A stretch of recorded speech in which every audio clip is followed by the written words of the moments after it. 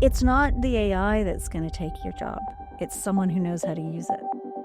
And I think that's something we all have to be beware of.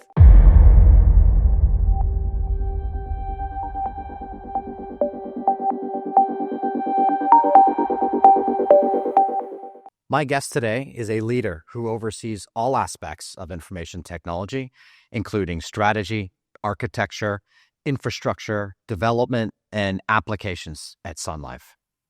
She grew up in a family where excellence and service were at the forefront and center, and the foundation has guided her own path. Today, as the Global Chief Information Officer at Sun Life, she brings that same commitment to discipline, resilience, and innovation. Please welcome to the Iteration Lab, Laura Money. Thank you, Mike. What a kind introduction, and I'm privileged to be here today. Thank you, Laura. I wanted to start from the beginning. Oh, bye. What were you like as a little girl? Oh, my. I was very curious. So I think I had incessant questions, and I had very accommodating parents. So my father loved explaining things, especially if it was about science or the universe.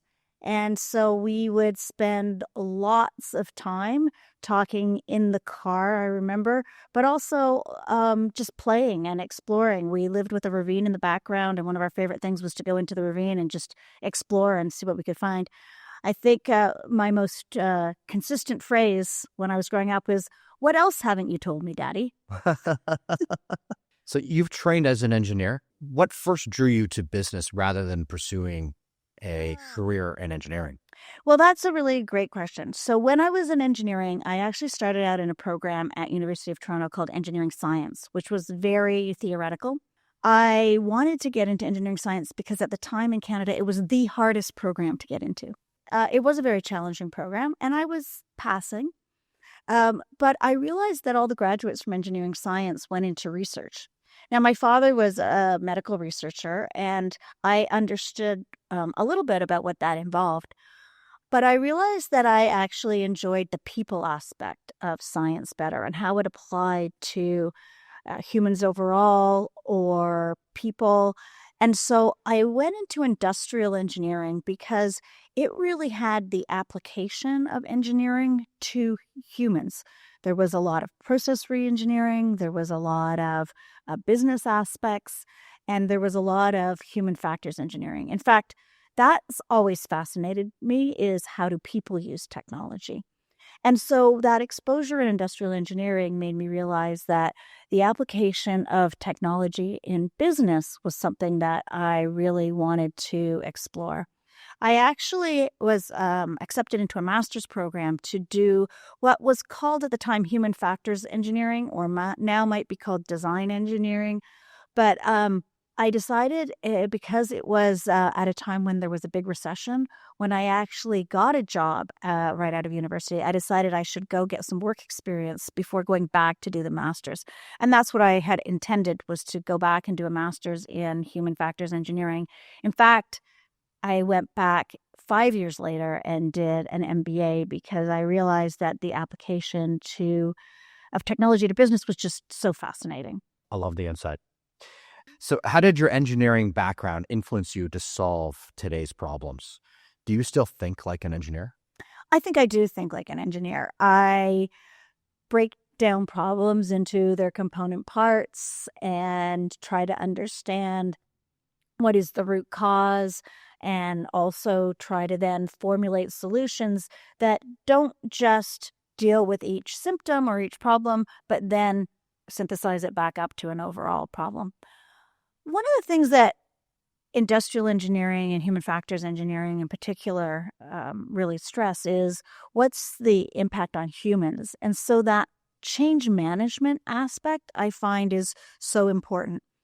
I'm sure we'll get into it more in detail, but one of the big things that is slowing down the adoption of Gen AI in business is that ability of humans to actually adapt and use it for all the things that happen in business rather than just in specific tasks. So I think that human aspect of the technology is so important, and something that is a theme through all my career.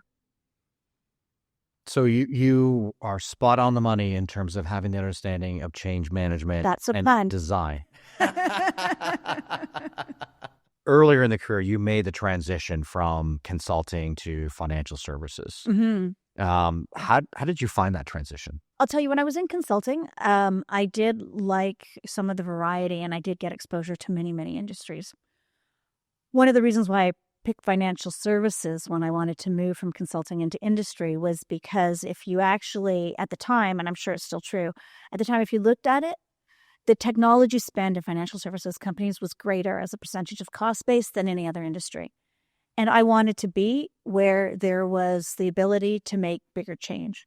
And I think it would be fair to say that financial services still, in many ways, are leaders in terms of applying technology to their business because it's a virtual business. It's not like you're buying furniture or clothes or anything like that, or it's not a natural resources company. There aren't hard products that you're focused on.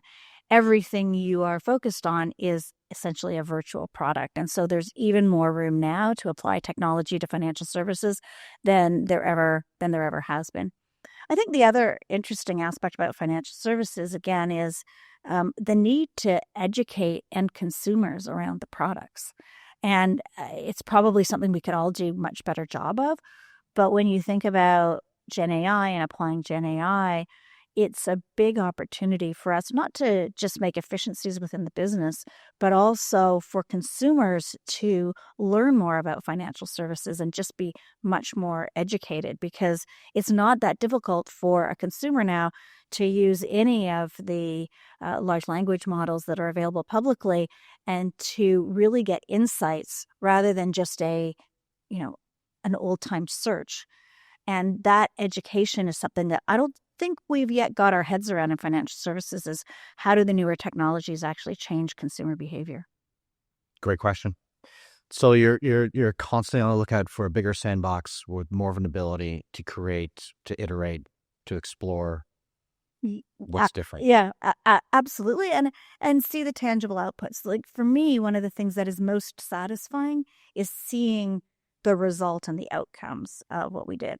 I was working at one Canadian bank, and we were able to change the products per client from something like 1.3, 1.4 to 2 in a first meeting. And to me, that was so satisfying to see that a process change and a technology change, together with the right approach to the people change, was able to make such a substantive difference. And that, to me, is the most satisfying thing, is when we can see those real outcomes. You've since switched to insurance. Mm-hmm. How does that diversity in your background from different industries guide you? How do you feel about that switch? How does that help you take on next challenges in a slightly different vertical than you were before? And maybe I'll go back to a theme. Maybe I'll go back to consulting. As I said, I really enjoyed the consulting, but I did find that the longer I was with a client company at the time, the more effective I was. And one of the things about consulting is you don't always get to see things through. And so I wouldn't always get that same satisfaction as I got when I could see the real impact of the work that we were doing. So moving to industries just made sense because I knew I would find it much more fulfilling. Moving from, let's call it universal banking, which is essentially what the Canadian banks are, into insurance was a natural step for a few reasons. One is I realized I did want to be a CIO. I've been very fortunate in my career to be able to have a whole variety of different roles.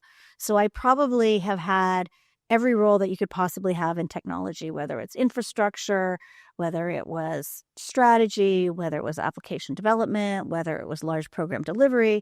I had basically done every possible role in technology, and even a couple business roles like process improvement roles that were, I would call it, technology adjacent. I'm a very proud Canadian. I wanted to work for a Canadian company. I am also, I like to think, quite global in outlook. So I have spent about 10 years living outside of Canada at different points in time. And so the combination of a Canadian-based global company that spent a reasonable amount on technology where I felt I could make a difference would be my ideal spot. There's only maybe 10 of those in Canada. If your average CIO turns over every 5 to 10 years, that probably means only one of those roles is coming up in any given year. And so when I got a call from a recruiter saying, would I be interested in Sun Life? It was a hard yes immediately. And I knew that that was going to be the right choice for me, for all the reasons I discussed, but also as I started to meet the people, the culture at Sun Life is truly unique and phenomenal and continues to be so. So for me, I really haven't looked back. Learning insurance is not as simple as you might think. It's they're complicated products with complicated algorithms behind them and complicated financial accounting. But it has been a wonderful experience, and I think the CIO role is everything that I had hoped it would be. Phenomenal. I love it. You've answered multiple questions. Sorry. Okay, so you're also more than an accomplished executive. You're quite the athlete. And that's something I was really interested in diving down a little bit. Where did that journey start with you? So, my father was a very, very accomplished athlete. He was an Olympic athlete, and he always had this ethos of fitness. And there were lots of things we loved doing together with my mom as well as a family. So skiing was one of them. And my mom was a college professor, so she didn't have the same March break as I did. And so my dad would generally try to take me skiing at March break. And one year I got ill a couple weeks or a couple of months before we were meant to go skiing, and my dad was ready to cancel the ski trip. And I said, no. I will be good. I will be ready. Just let me prove it to you. So we kind of came up with a bar that I would be able to run basically for 15 minutes in a row. So, at the time it was probably about, 3 kilometers, maybe 2 miles. And if I could do that, then we would go skiing. We wouldn't cancel the canoe trip. So I started running. I wasn't really a runner, but that was the beginning. As I started running, I wouldn't say I found that I liked running as much as skiing, but I did really enjoy running. And so I never really stopped. I think I was 15 or 16 at the time, and I never stopped. And I've been quite lucky not to get injured. And so the running turned into marathons, turned into triathlons. I did a lot of biking, and then we added the swim, which is still, and a lot of triathletes will tell you this, is still my scariest and worst event. But it's been a wonderful journey, and I've had, I would say not at a Olympic level, but at an age group national level, I've had some good success. Yeah. Swimming is where I fail every single time. Yeah. And now you have to say, in the middle of winter when it's minus 20 outside in Toronto, getting into a pool is just not appealing whatsoever. But in the middle of summer when it's 35 and you've got a lake in front of you, it's the most wonderful thing. Yep. Otherwise, you just get a polar dip champion medal. Right. Yeah. I've never got into the cold plunge. I know a lot of people swear by it, but I still find it scary. Yeah, I'm right there with you. Have there been any lessons learned from your training and competitiveness that can be applied or have shown up on the boardroom? I really think it's the resilience and the knowing that you can accomplish things that you would never have dreamed that you could accomplish. So if you told me when I was 15 that I would run a marathon or, compete internationally in triathlon, I would have said, you're nuts. Like I could never do that. But knowing that you will get to the end is important. And one of the things I think that triathlons taught me is that you just have to take each step, so the swim, the bike, and the run, one at a time. And when you're swimming, don't worry about the bike or the run, just get through that goal. So I think, in business it's important to be resilient, and you have to know that, okay, let's just make it through like this meeting, or let's just make it through this week to get to that milestone. If we can get to that milestone, then let's look ahead, at the bike. But let's, once you're done the swim, let's look ahead at the bike. Let's look ahead at what we need to do from there and like focus on doing that. You don't have to make it all the way to the end. And in fact, you may not even know exactly where the end is, especially in technology these days. Of course, we're working in an agile way. And so taking it one step at a time and iterating through, but looking up and understanding generally what direction you're going in is important. So I think that's one big lesson that the athletics and the triathlon in particular has taught me. I will bring up another one. I had a sister-in-law who was going through cancer and trying to get through cancer. Very sadly, she passed, but she taught me a really valuable lesson. She could feel horrible. She could feel just as bad as you would ever want, could ever imagine anyone feeling one day. But even when she did, she said, I know that I've been here before, and that in 2 months' time, I could be having a perfectly lovely time, having a wonderful family meal on a sunny patio somewhere. And so I know that it's not always going to be like this, and that there will be a better day. And that really, I think that view of the world and that visioning of what will be in the future got her through so many hardships and horrible treatments, etc. And I think it's a really valuable lesson, that visioning of, okay, I'm not always going to be in this horrible place. I'm going to be one day in a better place. And that knowledge she could hold on to. And I think it's a great life lesson that, where you are now, in whatever aspect of your life, may not be where you're going to be. And you just have to work through it every day, take a small step forward. I love it. It speaks to hope, trust, resilience. Yeah, trusting for sure. the story, the narrative, Mm-hmm. and having good friends and allies and mentors that you can learn from. Yeah. And knowing that there's hope, to your point. Yeah. Yeah. That's great. That's great.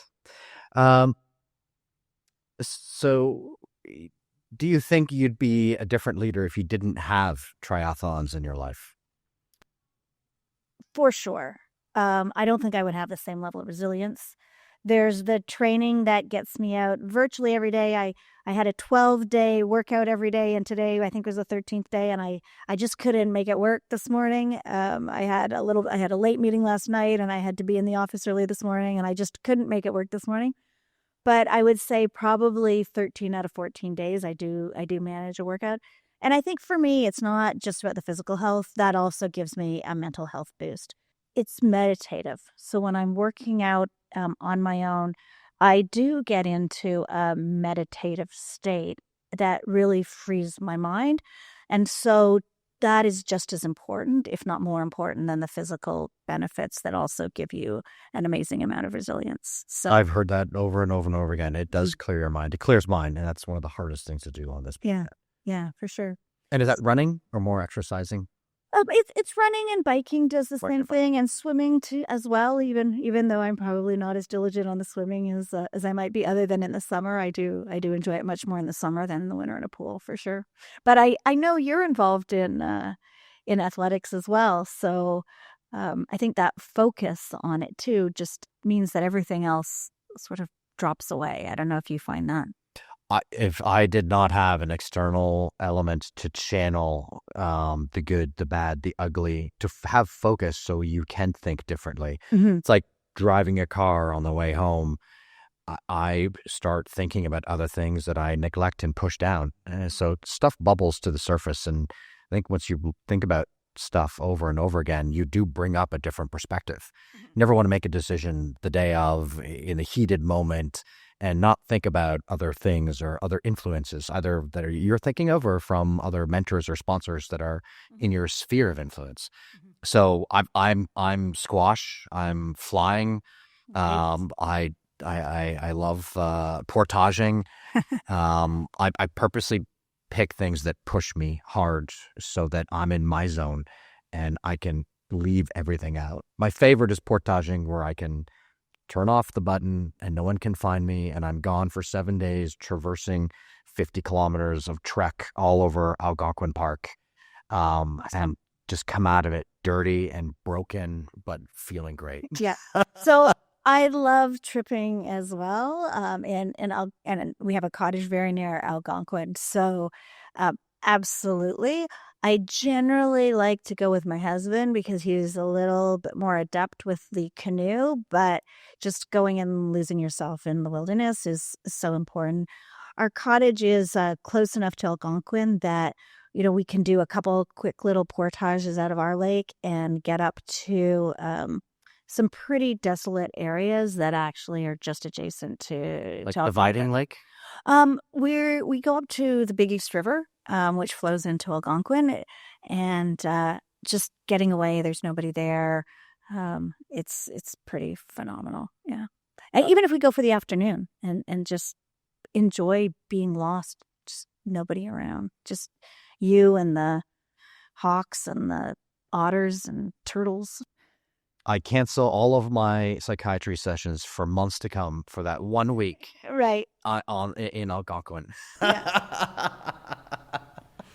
Well, and we're so fortunate to have Algonquin right Yeah. at our front door. It's actually amazing. So, if anyone has not been to Algonquin on at least a couple overnight trip, it's got to be the best mental health break you can take in Ontario. I second that.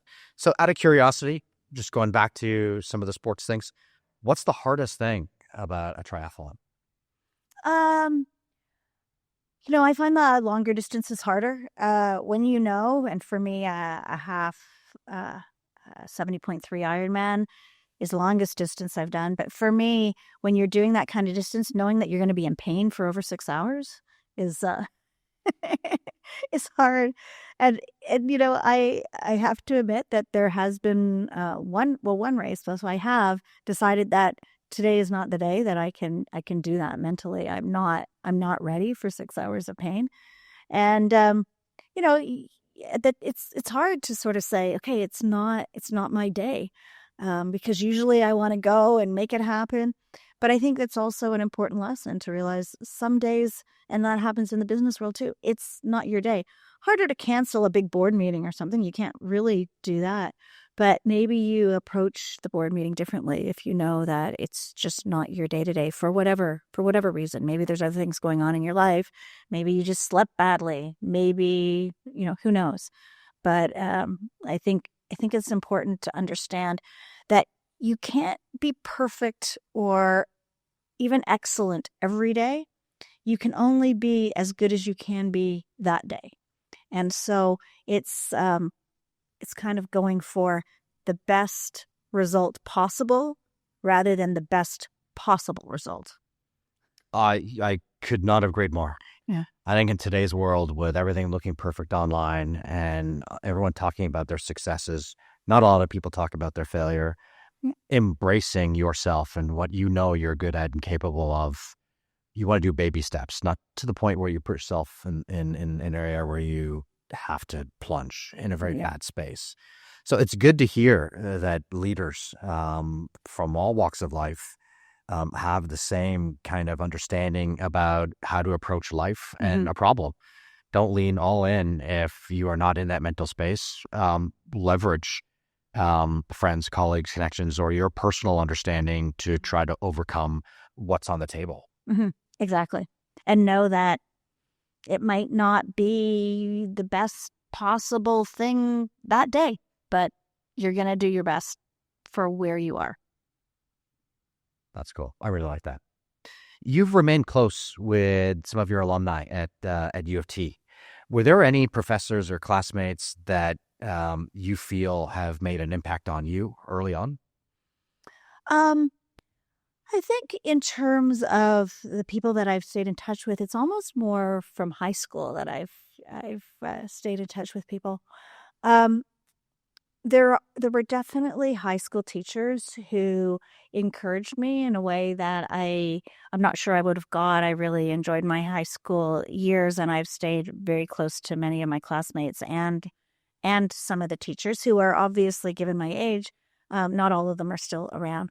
But particularly math teachers who took the effort. My school, it had been an all boys school, and I was just the third year that they had allowed girls in. So some of the teachers found that a little surprising and difficult to deal with. But a lot of the teachers really embraced it. And I think, there was never a view that, and I know it's like a non issue today in many ways, but it kind of is too. But there was never any thought at high school that, you know, a girl couldn't do math as well as a boy. That was just not a thing. It was only when I got into the work world that I realized the rest of the world maybe didn't think like that. And although there's a lot of things, that can still be better today, I am hopeful because I've seen in my own lifetime how much that perception has changed. And there's lots of proof of women doing really well in technology fields, in even math, in some of those fields that were really traditionally male-dominated fields. I'll tell a little anecdote. Several years ago now, my daughter on Mother's Day wanted to know. She said, "Mom, what's different now than when you were growing up in terms of growing up as a girl?" And I said, I I don't think there's too much that's different, but one thing that's different is there's a lot of female role models now. You see women in the cabinet. We've only had a female prime minister for a very short time, and it was many years ago, but at least they're, in the cabinet.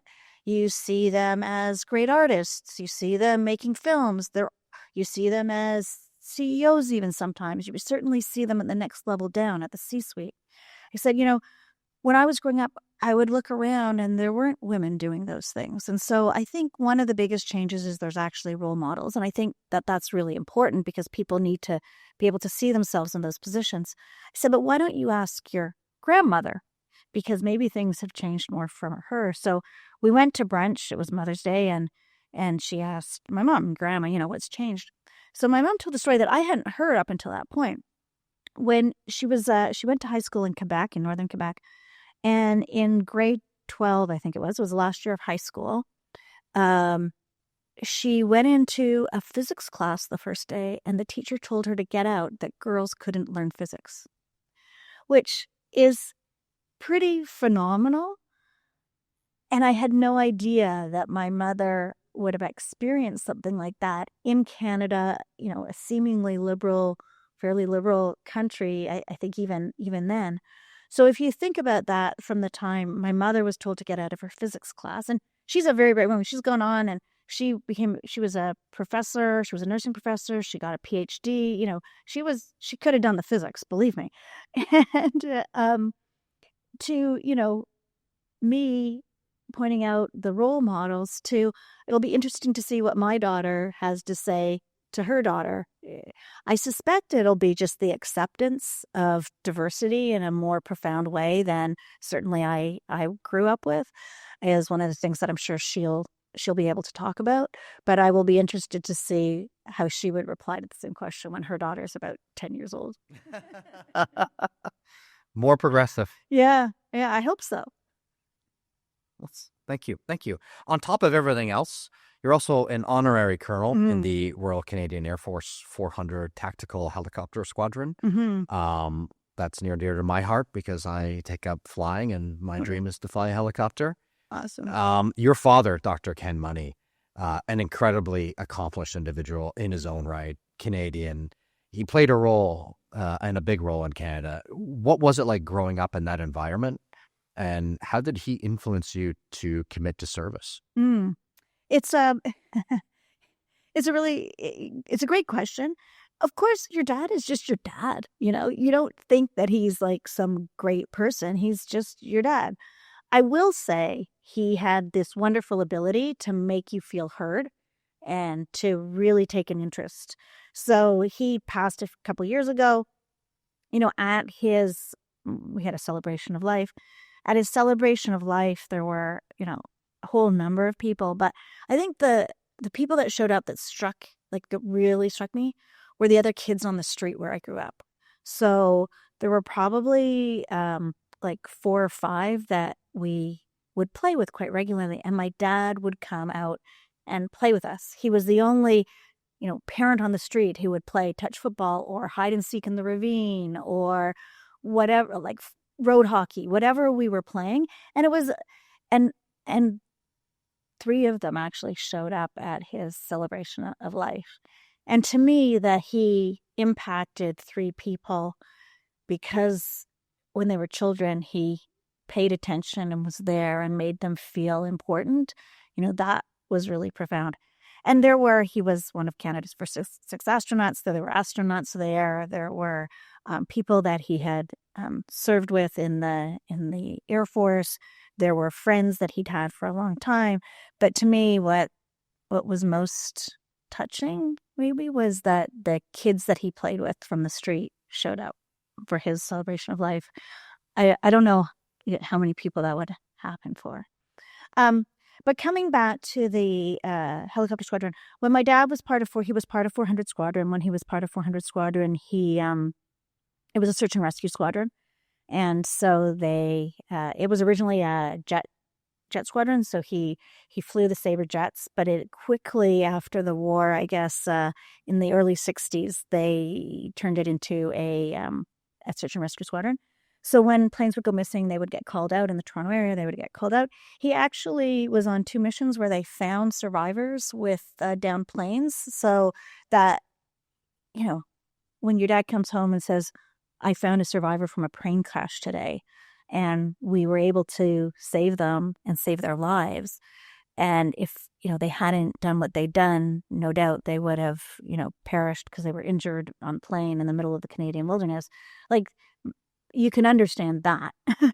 And you can understand that that's meaningful and important. The magnitude of impact. Yeah. Me, it's like the TTC worked to.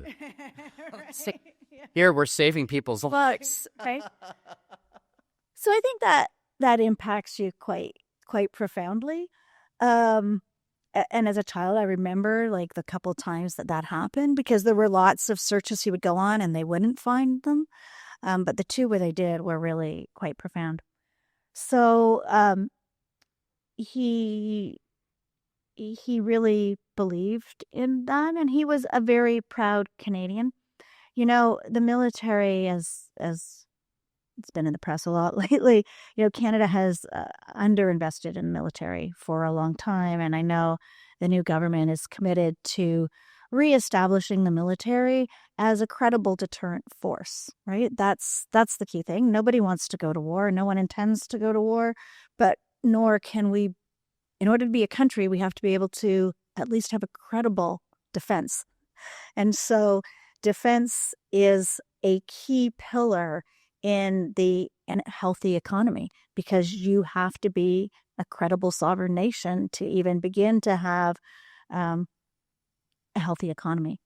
So, I took up the role of honorary colonel it's coming up on 2 years, and I'm very proud to be able to serve the forces.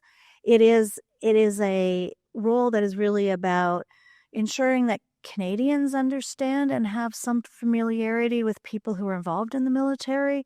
And so they like to choose people from different types of communities. So obviously I'm in the Toronto business community. The 400 Tactical Helicopter Squadron is actually the official City of Toronto squadron. And so we like to do events, say on Remembrance Day at Sunnybrook, there's an event there. And it's really quite touching. There are fewer and fewer veterans every year, but it's a phenomenal event, and there still are veterans now. Many of them are over 100 years old, and so we may not have them very, very much longer. But honoring their service and their role in ensuring that Canada remained a sovereign country is important. And I think the investment we're making in our military now is important to make sure that we continue to be a sovereign and free country, and that the sacrifices that have been made in the past are not undone. in the future. That's right. So we don't forget. Yes. My brother's in the Queen Zones, and he travels every year to look for remains of Canadian fallen soldiers Wow. and brings them back. And then he documents a story about them so that Amazing. we can remember. So November 11th, we're always in some of these cemeteries where these soldiers were brought back. But I think it's part of the grieving process, acceptance peace process, and remembering so that we don't have to repeat some of these things again. So I feel very privileged to have been asked to be the honorary colonel of my father's old squadron, and it's been a wonderful experience for me, understanding more about even the thinking of the military. And I know the U.S. is not at a political level maybe our favorite country right now, but the defense of Canada, we have been over reliant on the U.S. for a long time. But just from a practical point of view, it is so important that we can interoperate with them. So NORAD and what that evolves into over time, I think, is something that we are going to have to continue to be interoperable.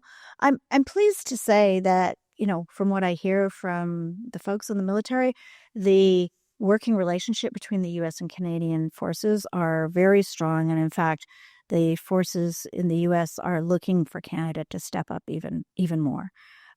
Certainly, the security of the North has been something that's been in the paper, and we are going to have to invest more in the North. The good news is the newer technology will allow us to do that in a way that just wasn't possible. So I think when you think about uncrewed aircraft now, drones, artificial intelligence, it's adding new tools in the toolkit, and Canada's very strong at some of these things. Just like in the business world, we have new tools in the toolkit, and we have Gen AI. The other last point I'll make on the connection between military and business, of course, cyber. So among the roles I have is securing Sun Life for cybersecurity, and it is exactly the same actors that are a threat to us in the cyber world that are a threat to us in the physical and the kinetic world. And so there's a big overlap there. In many ways, if we're not at war in the cyberspace, it's something close. There are attacks all the time by state actors. I'm not naive enough to think that we're probably not doing similar things to our adversaries. But it is a worrying thing when those same tensions erupt into the kinetic physical world. Love it. Okay. Apart from your father, who's somebody else would you say is a mentor, a sponsor that has had almost a similar impact in your life? So in terms of my career, there's probably two people who have really been true sponsors to me. And I'll take the opportunity to make a distinction between a mentor and a sponsor. So I think mentors are important. Sometimes you need somebody to go talk to get advice because you got a difficult situation, or a mentor might help you sort of plan out a career path. You need this kind of experience. If what you're trying to do is do this role, you need to do this experience, and then here's 3 other experiences you probably want to try to get along the way because that'll set you up. I think mentors are great and important. I think a sponsor can be transformational to your career, and I've had 2. Dave Raval, who I worked with for a long time at Bank of Montreal as well as CIBC, and Art Menarn, who I worked with at CIBC, who really took a chance on me. And they put me in positions that I probably didn't feel that I could even do. I didn't feel that I was capable for it. For whatever reason, they had confidence in me that I didn't have at that time in myself. And so they pushed me to do things and put me in positions where I had to, to a certain extent, sink or swim. I had to work or not. And I don't think I would be I know I wouldn't be where I was if I didn't have both of those sponsors who took a risk on me and allowed me to do things that I was probably not ready or qualified to do. I love it. It is all about risk. Yeah. Yeah. And having people who will take a chance on you. Yeah. Yeah. Yeah. Yeah. Goes back to what we do at Jarvis. We purposely hire folks who are usually overlooked, who may not look good on paper, but you invest in them and you give them a shot to sink or swim. And I think that's when people start to realize that they can be so much more than what they think they are. So it's kind of unleashing human potential. I think that is one of the amazing things about Jarvis, and why I'm so proud that we work with you, Mike, because that ability to see the value in people, and you're not going to take a huge risk, like you're not going to take a risk where everybody fails, but to take just the right amount of risk, and to understand that people will step up if given the opportunity, and to support them in doing that. It's so transformational for the individual, but also is great for everybody involved, because you get successful outcomes. Yep. And people are grateful and passionate as a result. Grateful, passionate, it leads to great culture and phenomenal retention. Exactly. And you're building wonderful capability. Yeah. Very true. As a mother of 3 and a tech leader, what kind of leaders do you want your kids to be? I hope they would be good listeners and thoughtful leaders and open. So I would hope that no matter what field they're in, and they're all in very different fields for sure, they would spend the time to listen and understand what the people they're working with are telling them. Spend the time to lay out a clear vision, and then support those the people in getting there. So it's very interesting. My daughter is doing a master's degree in animation, and they do a lot of group work. And in this group work, and I don't want to build on cliches, but you can imagine maybe a bunch of artist students aren't the most organized. And I wouldn't say that my daughter is as organized maybe as I am, but she has something there, because she does talk to me about, gosh, I do find that I'm naturally organizing people to get the work done. She has the ability to understand that we need to get to this endpoint. And if certain milestones aren't met, then we're not going to get there. And she can help everybody see that and organize, which maybe is not a natural skill set for the average artist. So I'm quite fascinated to see this skill evolve in her.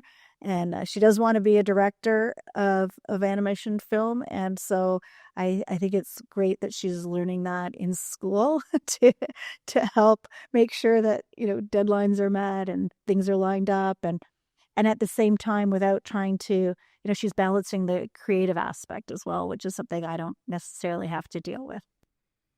So it's the future of program management, SLAs within that world, having structure. Yeah. There's so much. I think having a vision on how the flow of this sort of engagement dynamic would go, there's so much more. What I believe that our roles in 6 months to 12 months will look very, very, very, very different.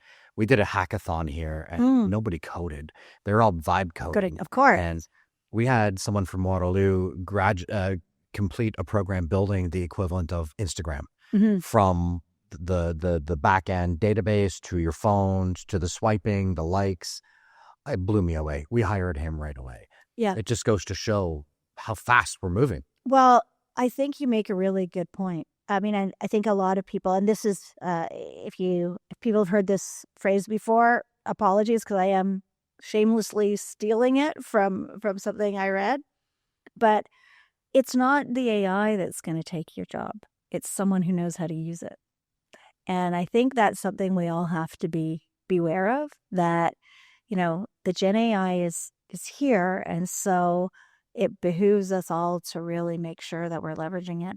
And so I know a lot of people are worried about the junior roles. I'm not worried about the junior roles. To your point, the people who are coming out of school now and who are younger are actually embracing the tools at a faster pace. And so they're using the tools is it's going to make them super competitive, and impactful.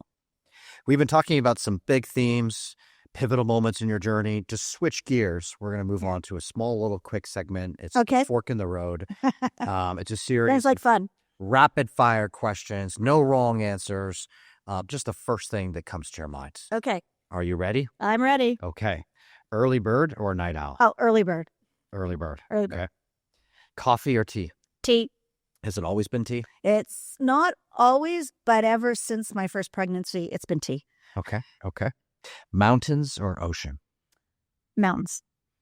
Is that the skiing piece? That's the skiing place, and I love ski touring. I don't know if you've ever done some ski touring, but if you like portaging, you'd like ski touring. Okay. I'm gonna pick something up as well. Books or podcast? So books on an evening by the fire, podcasts every day. And when you're running, do you listen to podcasts? I listen to podcasts if I'm not meditating. If you're not meditating. Okay. I like that. Text or phone call?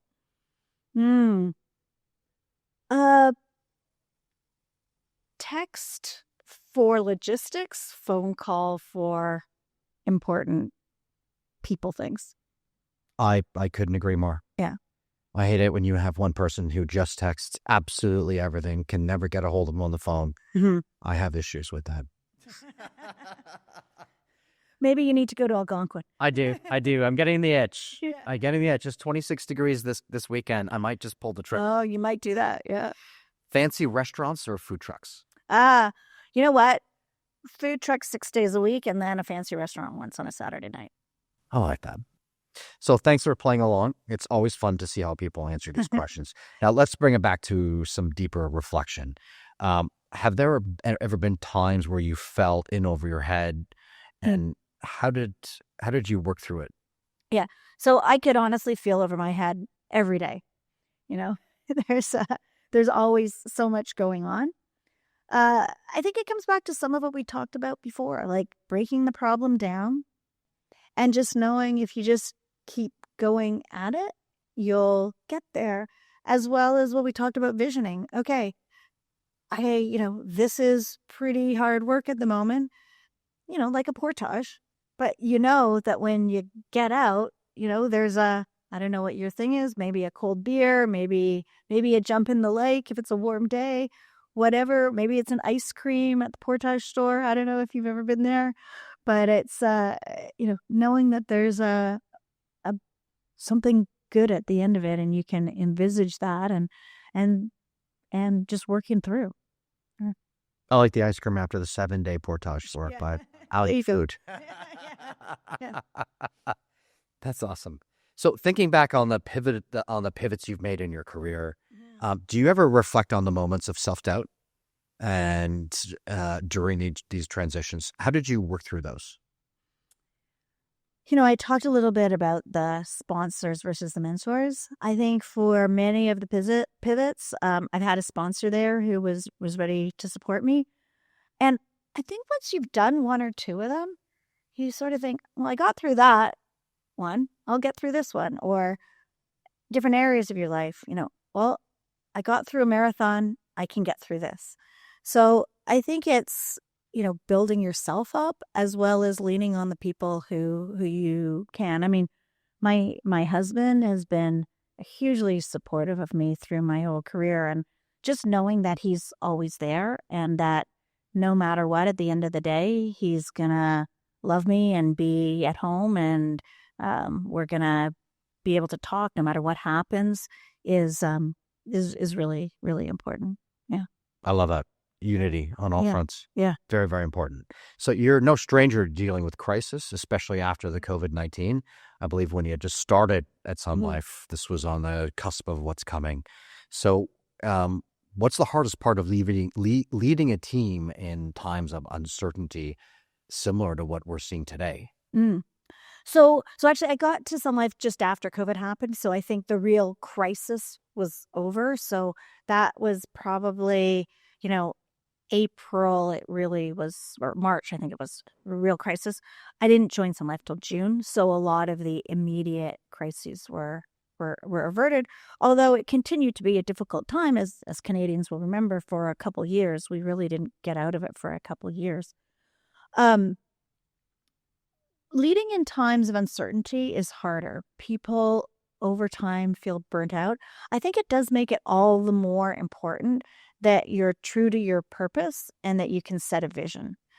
And at the same time, you got to recognize, given all the change in the environment these days, that vision may have to evolve. But being clear about where you're going not in a very specific way, but in a sort of vision way, and keeping to our purpose. So Sun Life's purpose is to help our clients achieve lifetime financial security and live healthier lives.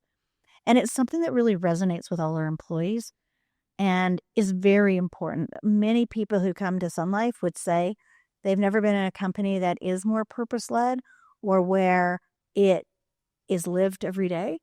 And it's a very important part of who we are. And I believe that purpose means that we can withstand more uncertainty than many, because we're clear on what the purpose is. And it's meaningful to people. It is, absolutely. So you're deeply committed to mentoring the next generation. I've seen that firsthand, especially women in technology. What does that look like inside your organization as a whole on a broad perspective? So I go back to the mentoring versus sponsoring. So I'm happy to have a coffee chat with lots of people. But I think truly taking a risk on some people and putting them in positions that maybe they wouldn't have had, or situations that will really help them grow, and proactively promoting them is important. And, I would do the same for anybody, but I do check myself. I know that we've all grown up and can't help but be impacted by those biases that existed as we were growing up. I often tell a story about a woman that I worked with, and this is probably 10 or 15 years ago now. And we were in a meeting. She was running a big program. My boss and another very senior executive were in the room. And at the end of the meeting, they said to me, "Can you just stay afterwards?" I'll call her Sue. Sue was, being very clear about what needed to happen, the support she needed, what things needed to happen by what time in order for this program to be successful. And she left. Some of the other people left. I stayed. And they said to me, she's really got to tone it down. Like, we got the message, we understand. And she's really got to tone it down. And to her credit, I went back and I gave her that feedback. I said, they got the message. You got to tone it down. It's not serving you well with the audience to really be as adamant. But I really appreciate the fact that you were clear, very focused on delivery, kept to the facts, didn't, get emotional about it. I didn't actually have a problem, but apparently some of the other audience did. A couple months later, I went on this unconscious bias training. And I realized that had it been a man, I really don't think the audience would have had an issue. And so I shared that with her afterwards and apologized. And I went back and sort of, in a lighthearted but pointed way, pointed out to, the couple executives that maybe if, Sue had been, Sam, they would have perceived it differently. And so I think it's one of those things where you do have to check yourself twice when you're thinking about moving people in positions, and just make sure that you're not bringing some kind of unconscious bias to the situation. I think I'm known as somebody who supports women, but I would also point out, I think it's been exactly 50-50 since I've come to Sun Life, the promotions that I've done at an executive level. And so just for the record. That's phenomenal. And congratulations. That's very hard. We see a lot of industry averages across multiple industries. And I can say, based off of our past engagements in the distant, you walk the walk. And I've seen the people in your teams and the success. And that means a lot. People like actions rather than words, because words are very loose and hard to quantify and held accountable. Yeah. Yeah. That's great. So what excites you about where tech Oh my God. and insurance are headed?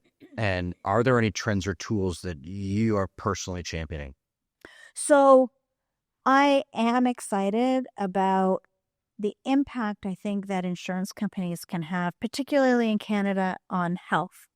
So if you think about our healthcare system and the likely increased costs over time, I think there is a role for insurance companies to help Canadians live healthier lives. And so that excites me absolutely the most. Of course, you can't go anywhere and not talk about generative AI. And I think it's the responsible use of generative AI that is important. You want to make sure that you're not introducing any kind of biases. You want to make sure that human judgment continues to be in the loop. It's not necessarily ready for prime time quite yet without a human in the loop. There is still, the hallucinations, etc. But it can be a powerful productivity tool. And I think over time, it will free up the humans to do the things that humans do best and take care of a lot of the drudgery. So I'd say I am a strong champion of the responsible use of AI. I'm excited about how insurance can partner with the healthcare system to bring better health outcomes to everybody. And at the same time, I don't think there's ever been a scarier time to be a CIO with the use of modern tools on the cyber side and the investment that adversaries will make to exploit weaknesses in companies and socially engineer fraud and all the bad things that they do in cyberspace. Yeah. Things we know and the things we have no idea about. Exactly. A lot of them. That's what scares me the most. Absolutely. So what are your dreams for Sun Life in 3 to 5 years? What are my dreams? I mean, we are moving to be an increasingly digital company. And so my dream would be that the clients really start to feel the impact of that, that they feel it in terms of they are living healthier lives, and that we have done a phenomenal job for our shareholders as well and our employees. Yeah. Awesome. Thank you. And to bring this full circle, we've spoken about pushing your limits through sport and work. What personal limits do you currently have on the go? What's the next mega triathlon which you are looking to accomplish? So I was fortunate enough to have run a pretty fast marathon last year. So I was invited to the age group World Championships of Marathon, which is happening the 2nd of November. So I will be competing in that in my age group. So just trying to actually do enough training to be able to complete it in a respectable time is my current goal. And where's that? It's in New York. Oh, in New York. Okay, Yeah. cool. Yeah. You did Japan just a couple of years ago. Yeah, last year. Last year. Oh, maybe it was this year. No, it was this year. It was this year. Yeah, it was March. Yeah. That's impressive. Thank you. I'm not going to boast about my Go for extracurricular it. You activities. go for it. I'm not even close. I'm getting there. I'm sure. Baby steps. That's what it is, right? Baby steps. And just don't get injured. That's the other thing. Don't get injured. So we do something called the next iteration. Right. And with that, we're asking guests to come up with a question for the next guest. We have a question for you, but before we do that, we would ask you to think about a question that you'd leave with the next individual. Here's your question. Okay. My question would be, what's one uncomfortable truth about scaling a company that more leaders need to say out loud? Ooh, that's a tough one.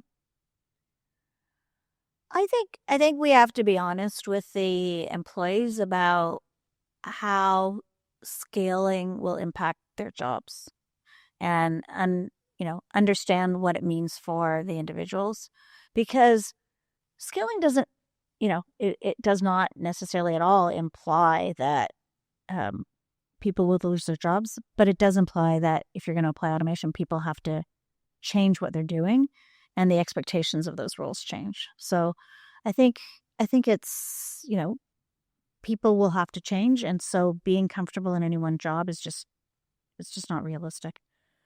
In terms of a question for somebody else, I'll do an easy one, which is looking back when you started your career, what was the one piece of advice you wish someone had given you that you think is still true today? I like that. Is that easy? I think that's a slow ball. Yeah. That's thought-provoking, because you could go off too easy. There's two elements there. I see it going one or the different direction. Yeah. I think the smart people we have on here are going to take it to that next level. So this is going to I'm sure you're right. This is going to be great. Right. So one last question. Iterate or disrupt? I'm going to have, it's sort of like the renovation versus rebuild. I think Iterate has been a good strategy until now, but I believe we're now in an era with the uncertainty and the new tools where we're going to have to disrupt. I don't think we have a choice. I am of that same mindset. Yeah.